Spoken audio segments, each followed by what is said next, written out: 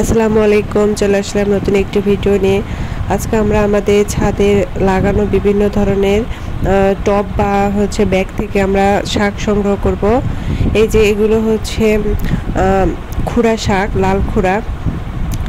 এগুলো আমরা লাগিয়েছিলাম কিছুদিন আগে। আর এই শাকগুলো খুব সহজে লাগানো যায়, যে কোনো জায়গায় শুধু এর বীজ ফেলে দিলে গাছ হয়ে যায়। তো আজকে আমরা শাকগুলা তুলতেছি, দেখি কতটুকু পাওয়া যায়, আপনারাও দেখতে থাকুন। আর বর্ষার দিনে এই শাকগুলো খুব তাড়াতাড়ি বাড়ে।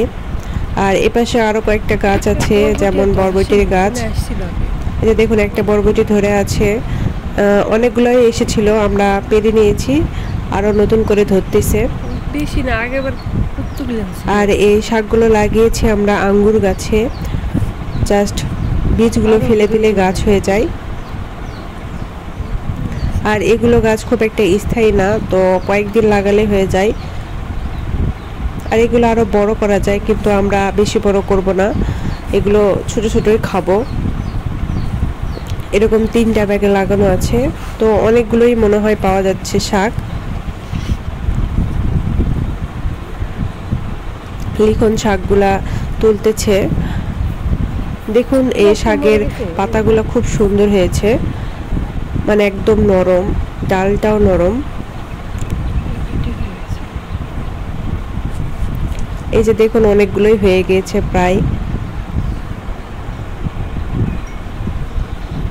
আর আপনারা এগুলো খুব সহজে লাগাতে পারেন।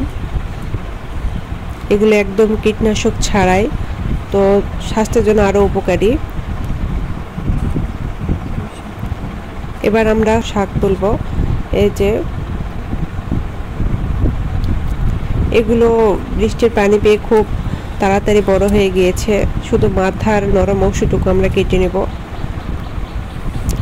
আর যেখান থেকে কাটবো তার পাশ থেকে আরো নতুন করে ডাল বের হবে, আরো বাড়তে থাকবে। আমাদের প্রায় সব গাছে লাগানো আছে ছাদে টুকটাক সবজি, তো সেখান থেকে আমরা সংগ্রহ করি। এই যে এই পাশ থেকেও কয়েকটা আছে, এই পাশ থেকেও নিব আমরা। আর নেই বেশি, আমরা শুধু নরম অংশগুলো নিয়েছি, আরো বাকিটা রেখে দিয়েছি। তো আজকে এই পর্যন্তই, আল্লাহ হাফেজ।